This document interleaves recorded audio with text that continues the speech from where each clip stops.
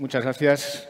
Good morning, everyone. Buenos días a todos y enhorabuena una vez más, Javier, Sonia, por organizar este increíble evento, porque es realmente increíble. Y, bueno, Bambi. Y creo que tenemos una diapositiva para las presentaciones. Debería ser... Perdón. ¿Una diapositiva? ¿Hay una diapositiva? Sí. ¿Tenemos una diapositiva de Luis? ¿Le dicen? ¿Puede ser para su exposición una diapositiva de Luis?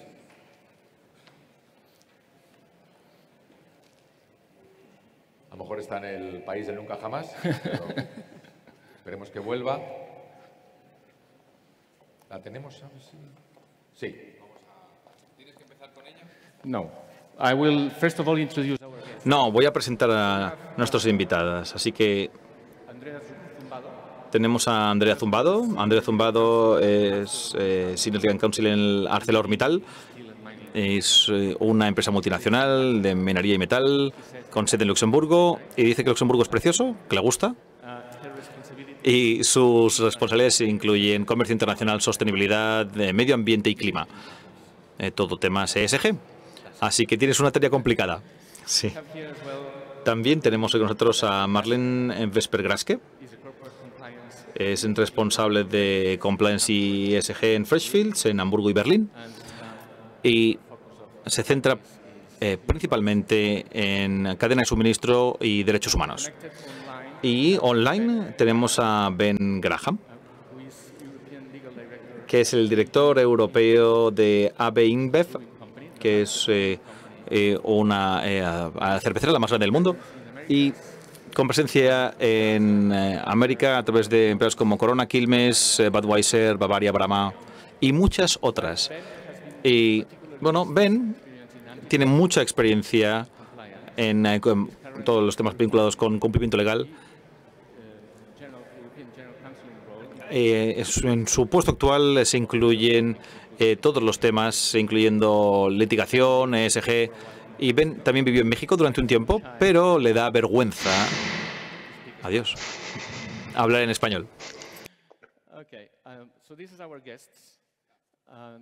Estos son nuestros invitados y creo que tenemos la primera diapositiva. ¿Por qué Bambi? Bueno, Bambi o... Bueno, más bien Bambi y la vida en el bosque. Ese es el título completo. Es una obra escrita por Félix Salten. No veo la diapositiva, pero deberían de poder verla. Probablemente estará la imagen. Y se publicó por primera vez en Berlín en 1923, en alemán. Luego se tradujo al inglés y se publicó en inglés en 1928. Espero que también puedan ver la portada de la edición de 1928. Luego quedó inmortalizada en la ya famosa película de Walt Disney en 1942 y se ha representado en obras de teatro, libros infantiles, bueno, también en un ballet, por cierto, que no vamos a representar aquí hoy, porque Ben no está aquí, si no, probablemente podríamos.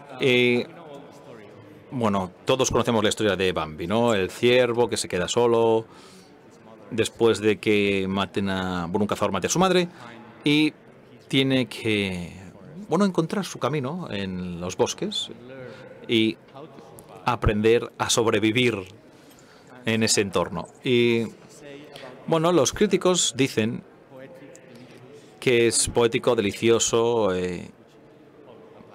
y evidentemente todo se puede aplicar también al Open de arbitraje. Es una alegoría maravillosa y preciosa sobre la vida, de nuevo igual que el Open, y que habla sobre la vida animal, que no es como el Open, pero bueno, es la primera nota medioambiental y por eso lo hemos elegido para este panel, porque vamos a hablar sobre el medio ambiente. Y también es una historia de aprendizaje. Como he dicho, ¿no? Cómo sobrevivir en este contexto. Y este nuevo contexto, para nosotros hoy, es el nuevo contexto de las obligaciones normativas de las grandes empresas en relación con la protección del medio ambiente y los derechos humanos. Y por eso hemos pensado en traer a estas dos empresas como Bambis en este nuevo contexto, en este nuevo mundo, en este bosque que estamos empezando a descubrir para ver cómo se puede sobrevivir en este contexto. Y para describir el bosque, cuál es este bosque, bueno, le voy a pedir a Marlene, por favor, que nos lo explique, ¿no? ¿Cuál es el contexto normativo al que se enfrentan estas empresas en torno a la sostenibilidad y los derechos humanos? Bueno, en primer lugar, muchas gracias por invitarme, porque creo que yo no soy abogada de arbitraje, así que creo que demuestra lo importante que es el tema para todos los distintos ámbitos del derecho, pero si echamos un vistazo al desarrollo del bosque, todo empezó hace una década, más o menos, hace más de una década ya, de hecho, 2011.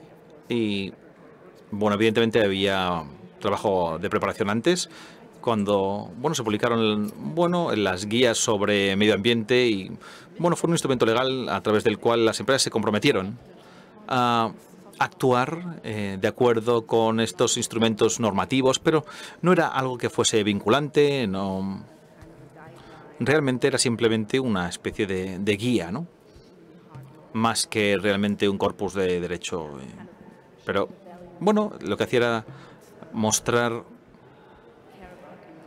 qué es lo que había que hacer si queríamos ser buenos ciudadanos. Y en lo que se centró fue principalmente en la diligencia debida en la cadena de suministro y bueno, que tenían que entender, que tenían que respetar los derechos humanos, aunque el objetivo era defender los derechos humanos a nivel estatal, pero las empresas, entender que las empresas también tienen un papel muy importante a la hora de proteger y defender los derechos humanos en su operativa global. Y después de este desarrollo normativo, bueno, que se fue extendiendo especialmente entre las multinacionales, fue siendo aceptado. Luego llegamos al momento en el que los reguladores empezaron a hacer algo al respecto porque se aceptaba, pero como no entra en vigor ni es exigible, parecía más que era, bueno, que las empresas probablemente no estaban respetando esos compromisos, ¿no?, que se habían fijado. Y entonces los reguladores, creo que fue de hecho la Unión Europea muy al principio, el año 2014, presentó la directiva sobre información no financiera, o sea, las informaciones de información con respecto a métricas ESG, que, bueno, era más restrictivo de lo que tenemos ahora. Era sobre medio ambiente, temas laborales y corrupción. Bueno, de hecho, era muy amplia, no restrictiva, porque trataba de muchos temas diferentes, pero era muy poco específico, con lo cual todo una descripción muy amplia de los valores que había que proteger. Y era simplemente informar al respecto. Así que las empresas, después de la implantación de la directiva, las empresas de la Unión Europea tenían el deber, dentro de esos informes anuales, de explicar qué es lo que estaban haciendo para proteger los derechos humanos, el medio ambiente y evitar la corrupción. Así que era un mecanismo de cumplir o explicar. Si las empresas no tenían nada, tendrían que explicar por qué no tenían ningún tipo de protección en funcionamiento. Y de estos informes, evidentemente, después el regulador pensó, después de un cierto tiempo, que esto no llevaba demasiado a la protección que queremos conseguir y tenemos que apartarnos un poco más de la transparencia y realmente imponer deberes para que las empresas tengan que actuar. Las empresas tenían que tener un papel activo y no únicamente explicar qué es lo que están haciendo, sino realmente implantar procesos, programas. Y es así como acabamos con varias leyes sobre la cadena de suministro en Europa. Y sí, creo que básicamente ese es el desarrollo legislativo y normativo, ¿no? Bien, ¿y qué podemos decir la legislación nacional que se fue adoptando? ¿Podrías contarnos algo más al respecto, brevemente? Sí, en Reino Unido, por ejemplo, se empezó en 2015, pero era una ley que se centraba más en la transparencia también. Pero luego la primera ley de due diligence fue en Francia, tuvo lugar en Francia, la de vigilancia de vida en 2017, y la verdad es que fue una ley muy novedosa y atrajo mucho interés para abogados, académicos, bufetes, pero creo que realmente el mayor impulso llegó en 2020-2021, cuando... o 2019 probablemente, cuando se presentó la ley de los Países Bajos. De hecho, nunca entró en vigor, aunque se aprobó, pero después en 2021 tuvimos la ley sobre la cadena de suministro alemana, que se adoptó en 2021 y ha entrado en vigor este año. Y estamos asesorando mucho a nuestros clientes al respecto de esta norma. Y también Noruega adoptó la norma de diligencia de vida de los derechos humanos, también ha entrado en vigor. Así que, bueno, hay muchas cosas, la verdad, pero son todas muy diferentes. En algunas cosas son muy parecidas, en otras cosas son muy diferentes. Por ejemplo, con respecto a los requisitos de gobierno interno de las empresas, exigen tener evaluación de riesgos anualmente, que haya una clara responsabilidad interna, también líneas de reporting que lleven hasta los puestos más altos. Así que vemos mucho desarrollo normativo en Europa ahora mismo, pero,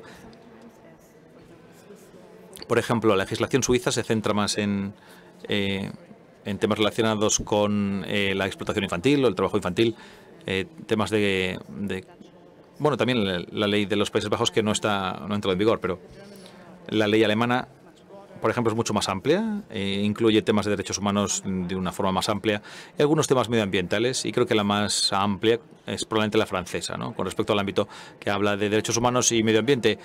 Y luego tampoco ofrece demasiada guía para las empresas sobre qué es lo que tienen que hacer para defender los aspectos específicos. Bueno, o sea que tenemos poca guía, pero aún así hay obligaciones. Pero bueno, Andrea, ¿cómo consigues encontrar tu camino en este bosque? ¿Cuál es tu principal preocupación? Bueno, en primer lugar, muchas gracias a Freshfields y por supuesto a Javier por haberme invitado. Siempre es agradable volver y encontrarme con personas conocidas. Es verdad que esto no es Bambi, pero estamos en un bosque que es un tsunami, una avalancha legislativa, podríamos decir. Es un desafío, de verdad, para las empresas, ¿no?, hacerse camino en este entorno. Así que, bueno, veo distintos desafíos. El primero es la eficiencia. ¿Cómo podemos realmente establecer procesos de due diligence que sean eficaces para las empresas? La due diligence no es algo nuevo.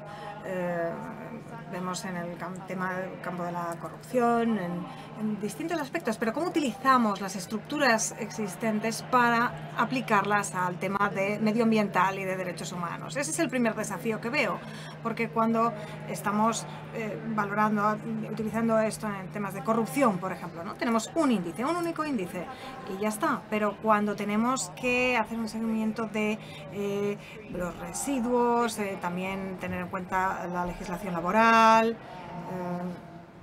la explotación infantil, el trabajo infantil, ¿cómo valoramos todo eso? ¿Cómo hacemos ese screening de tantos factores distintos? Este es el primer desafío. El segundo desafío, ayer estábamos en uno de los paneles sobre la inteligencia artificial, y yo diría que el segundo desafío es la tecnología. ¿Cómo utilizamos la tecnología para implantar todo este proceso y que necesite el menor volumen de intervención humana posible? Este es un gran desafío, porque estamos cubriendo una variedad incalculable de temas. Tenemos en cuenta la directiva de due diligence, que viene desde el punto de vista de la perspectiva de la Unión Europea, y tenemos sistemas legales distintos. ¿Cómo podemos aplicar todo eso? Ese es el segundo desafío. Y el tercer desafío, diría que es los informes, cómo elaborar informes de todo esto. Tenemos un input, pero ¿qué es lo que vamos a controlar? ¿Qué es lo que vamos a valorar? Tenemos el proceso y luego identificamos los riesgos, y a continuación tenemos que tener un resultado. porque ahora tenemos una directiva nueva para las grandes empresas, va a salir en 2025, y vamos a tener que emitir informes sobre lo que hemos hecho con todos estos casos. ¿Cómo tenemos ese output para una gran empresa, una gran multinacional que actúa a nivel global? Ese es el tercer y gran desafío. Sí, y desde tu punto de vista, Marlene, esos son los desafíos. ¿Cómo ves tú las nuevas obligaciones en este campo en comparación con las que aplican en otros contextos? Sí, ¿me oís? Sí, muy buenos los técnicos, gracias por la ayuda, gracias por la invitación también para estar aquí hoy. Siento no haber podido, había preparado todo para ir, pero siento no poder estar allí presencialmente.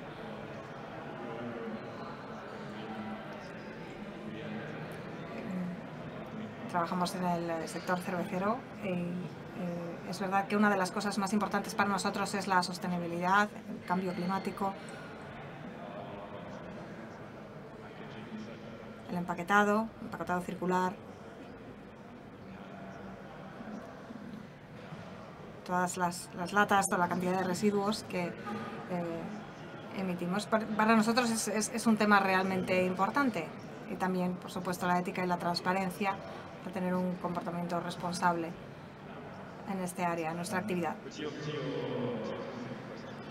Pero en cuanto a tu respuesta concreta de cómo veo, qué he aprendido, ¿no?, con mi experiencia,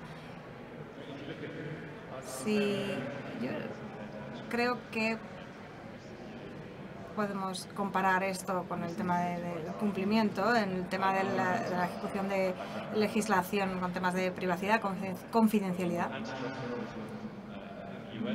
En Estados Unidos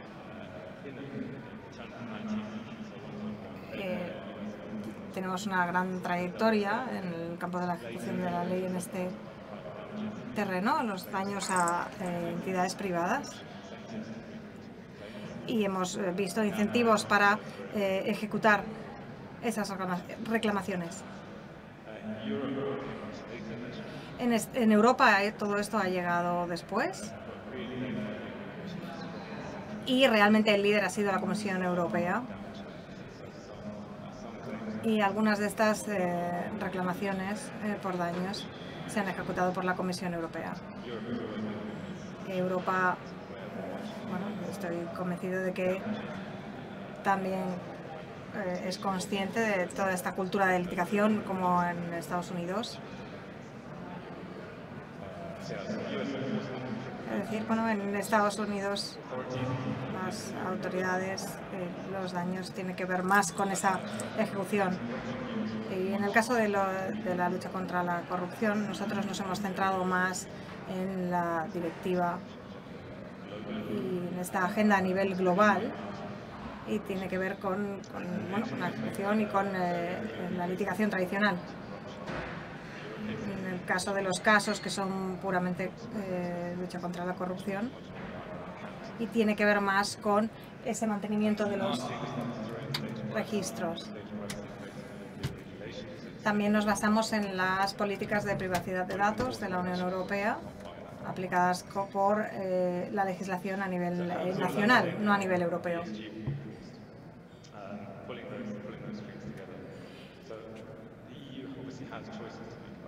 Uniendo todo esto, ¿cómo hacemos para cumplir estas nuevas obligaciones de las directivas y que estamos aplicando ahora mismo?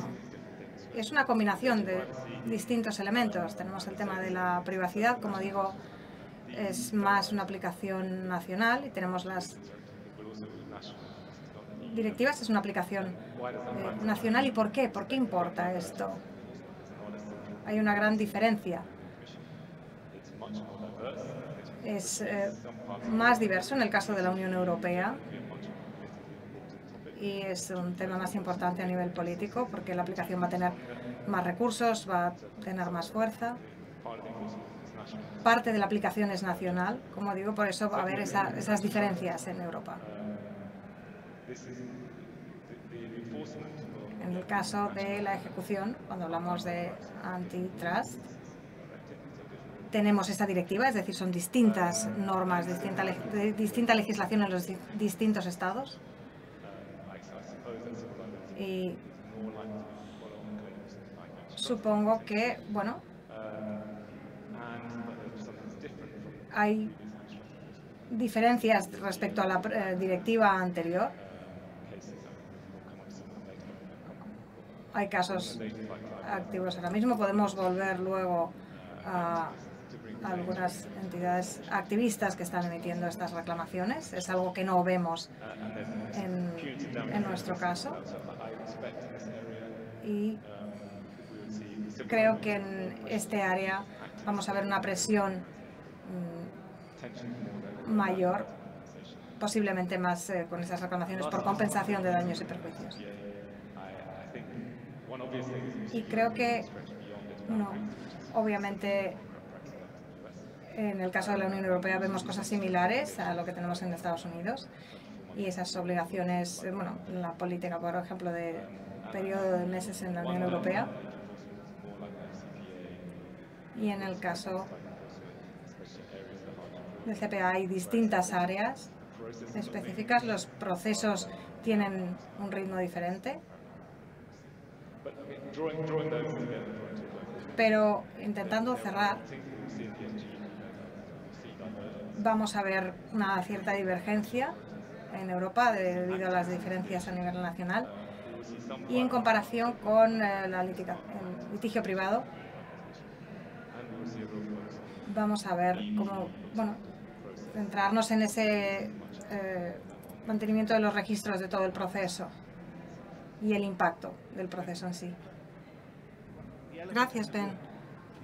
Bueno, el elefante de la habitación en este caso sería a nivel europeo.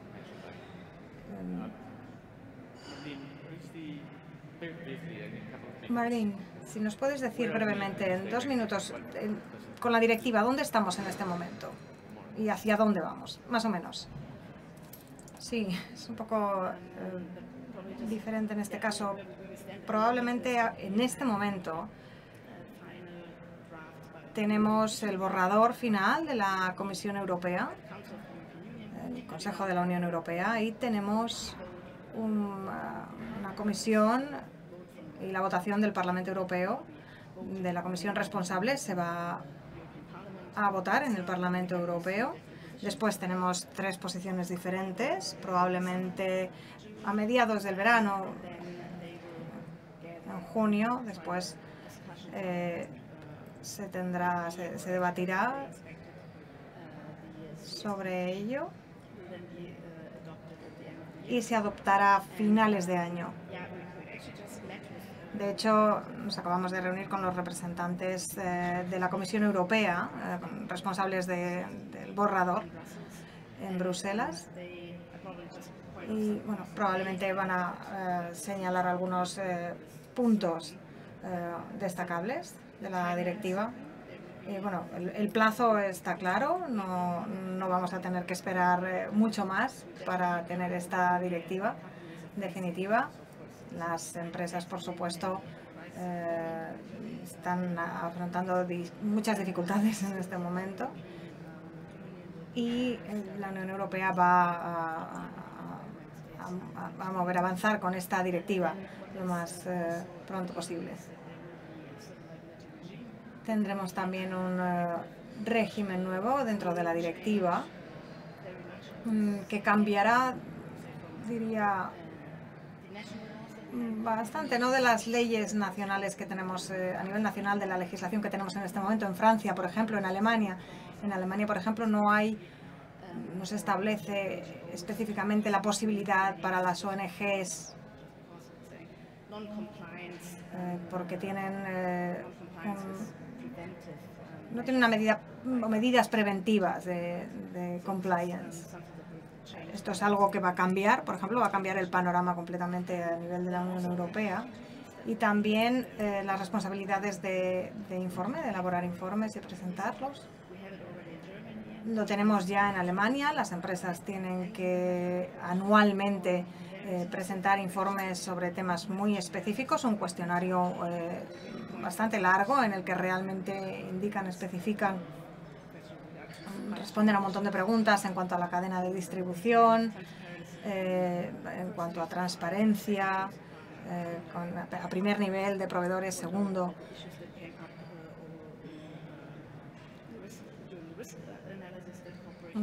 Temas también que salen en los análisis de riesgo que se hacen previamente, datos, información que va a estar ahí, que va a estar disponible en los próximos años. También, por ejemplo, la cadena de distribución, el tema de gobernanza interna de la empresa. Y creo que va a ser difícil. Sí, es muy difícil, ¿verdad? Llegar a todo esto que aplique a la empresa y también a toda la cadena de suministro. Sí, sí, sí, claro. Andrea, ¿qué ves tú? ¿Qué te parece, en tu opinión, cuáles son los puntos críticos más importantes para ti, brevemente, si puede ser? Sí. Nosotros hemos empezado una consulta pública y hay algunos puntos muy problemáticos. Una cosa es lo que mencionabas tú, empresas grandes con actividad por todo el mundo a nivel global necesitan un terreno de juego equilibrado, igualdad de condiciones. No podemos tener cosas distintas en Francia que en Alemania. Esto es totalmente inviable cuando la cadena de distribución es larga. Así que, bueno, creo que sí que se ha incluido una cláusula, un artículo de libre mercado, de mercado único, perdón. Y la directiva exige a las empresas aplicar todo esto. Tenemos una excepción, vamos a intentar tenerlo en esta directiva también. Hay una excepción. Segunda gran victoria en este caso. Y luego el punto más problemático, que era la cadena de distribución versus la cadena de valor. Es suficiente a veces pedir a la empresa que cumpla con todos estos requisitos de due diligence en la cadena de distribución, y si encima le pedimos también que vaya más allá y lo aplique también en su cadena de valor. Cuando trabajamos con organizaciones muy grandes, es verdad que intentamos eliminar este concepto, pero nos dimos cuenta de que, bueno, esto no era una victoria tan importante. Teníamos que limitar un poco el concepto y dejar fuera la gestión de residuos de los individuos. Eso es lo único que teníamos que dejar fuera. Sí, sí, sí. Ben, no sé si quieres añadir algo, tu visión de la directiva, los puntos más críticos. Sí, como he dicho, bueno, es verdad que todavía está en un proceso de negociación, pero sí, algunas cosas interesantes. En cuanto a responsabilidad, desde el principio de la directiva hemos visto que la responsabilidad civil es muy importante. En el borrador actual solo se incluye para la empresa infractora, pero no para otras empresas de la cadena de distribución. Así que serías responsable solo de los daños provocados por tu empresa. Pero creo que quizá esa no va a ser la posición definitiva, es lo que se incluye ahora mismo en el borrador. Así que la extensión, el punto hasta el que podemos extender esta responsabilidad está todavía en negociación. Otro punto que también ha sido objeto de mucho debate es esas obligaciones, esas tareas que establece la directiva, que ahora mismo no son muy específicas. Responsabilidad penal, por ejemplo, de los directivos en cuanto a las estrategias de la empresa.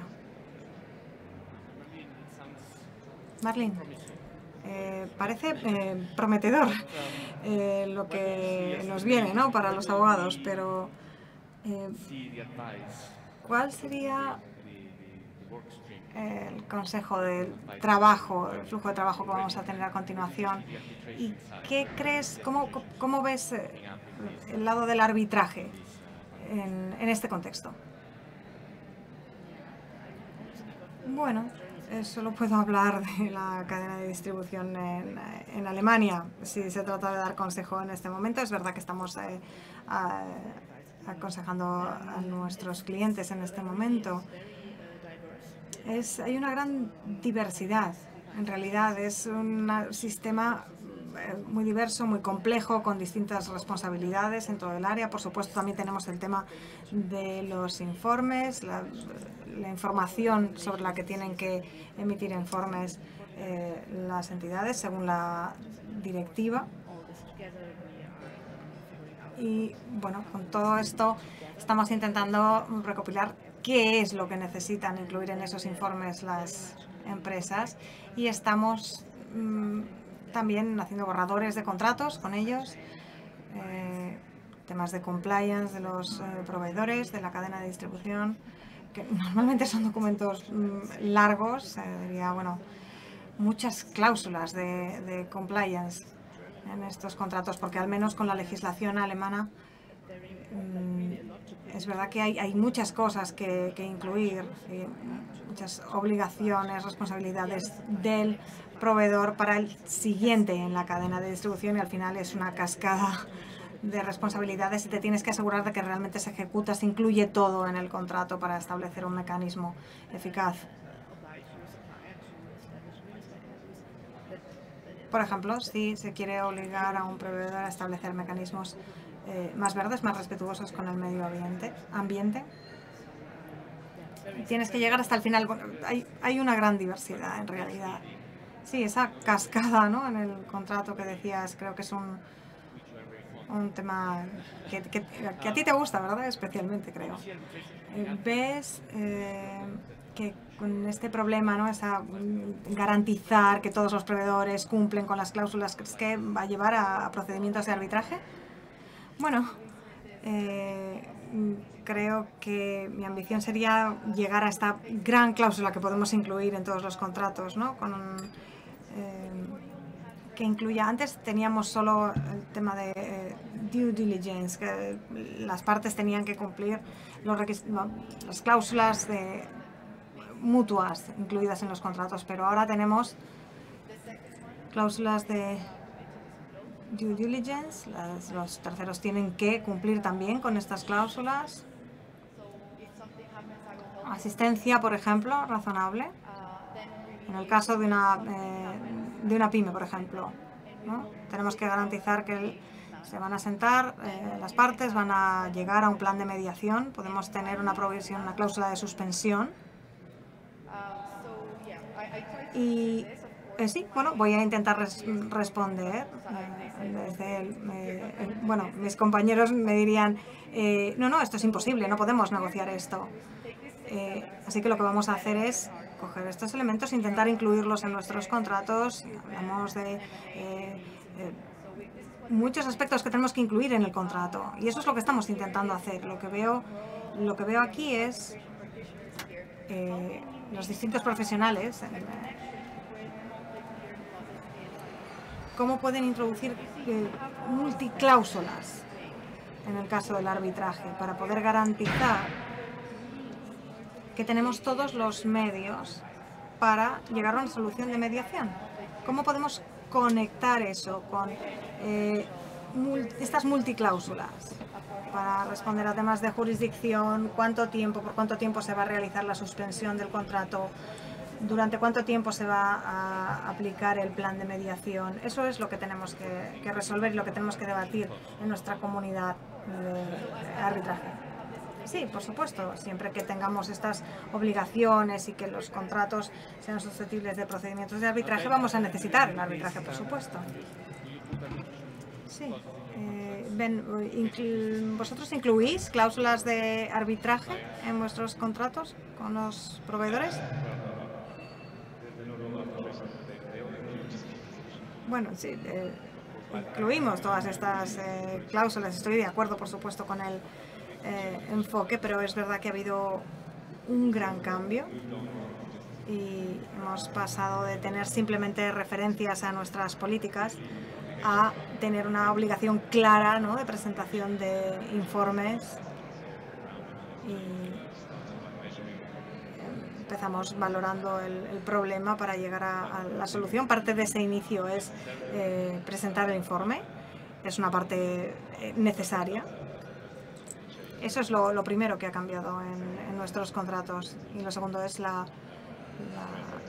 capacidad, como ha dicho Andrea, de profundizar más en estas responsabilidades y obligaciones, no confiar realmente en la due diligence. Y la pregunta sería, bueno, ¿cómo de difícil es negociar todas estas cosas? Porque creo que probablemente desde el punto de vista de la Comisión estas obligaciones no son solo para las grandes empresas, sino que, bueno, sí, las grandes empresas deberían poder incluir estas cláusulas, estas condiciones, temas tan importantes como la sostenibilidad, por ejemplo. Por ahí así, bueno, van a pensar, ¿queremos realmente hacerlo o queremos quedarnos un poco con lo que teníamos y seguir acudiendo al litigio legal tradicional? Pero bueno, es verdad que tenemos incentivos distintos para incluir estas nuevas cláusulas. Andrea, y en cuanto al cambio climático, vemos, bueno, en primer lugar, en ese terreno, ¿dónde estamos en este momento? Y, bueno, ¿crees que estos litigios y cómo se va a poder aplicar esta directiva en este caso?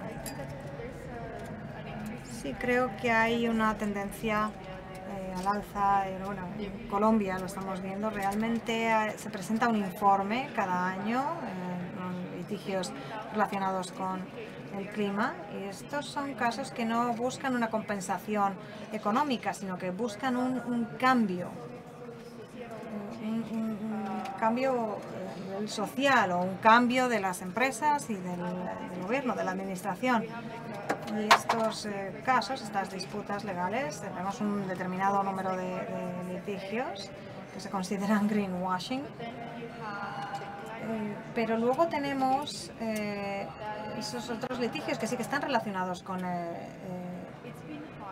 clima, y es verdad que ha sido difícil encontrar una base legal para esos litigios, porque en realidad ¿cuál es la diferencia entre lo que dices y lo que haces? Pero con esta nueva ley de due diligence incluye en el artículo 15 una obligación a las empresas para que establezcan su objetivo con una base científica y que hagan un seguimiento de ese proceso. Creo que es problemático por dos cosas. Para empezar, bueno, es una responsabilidad abierta para las empresas, pero además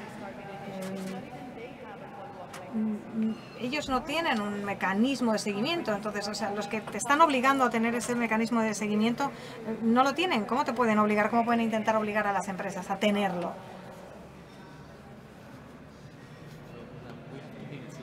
Bueno, nos quedan 2 minutos. No sé si Marlene, ¿nos quieres dejar una última reflexión, un par de frases? Mi reflexión sería que, bueno, que estamos ante una legislación muy ambiciosa, ¿no? No solo en el arbitraje, sino en general. Que no nos hemos ajustado todavía, no nos hemos adaptado a los cambios. Tenemos que encontrar ese mecanismo de aplicación. Bueno, yo quizá querría dar un consejo, ¿no? Trabajamos con tantos clientes, este tema de la negociación.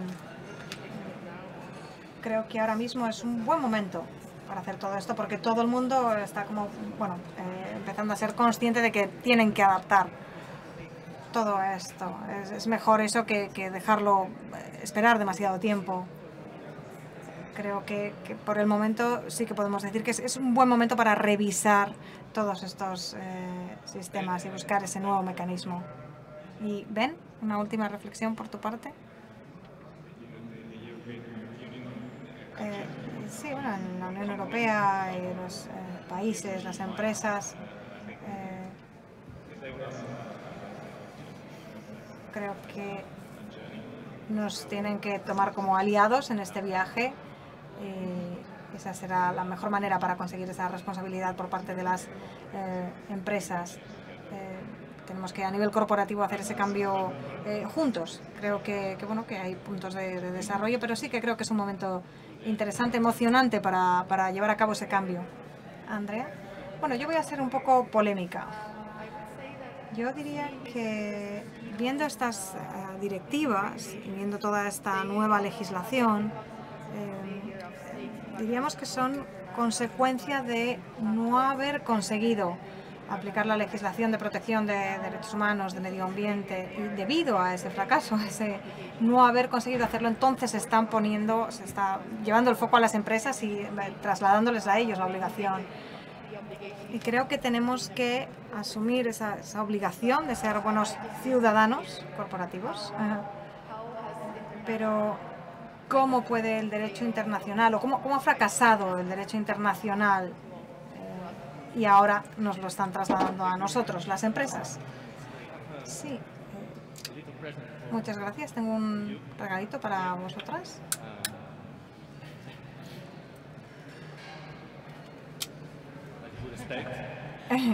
Como me imagino que estabais esperando, aquí tenéis estos Bambis.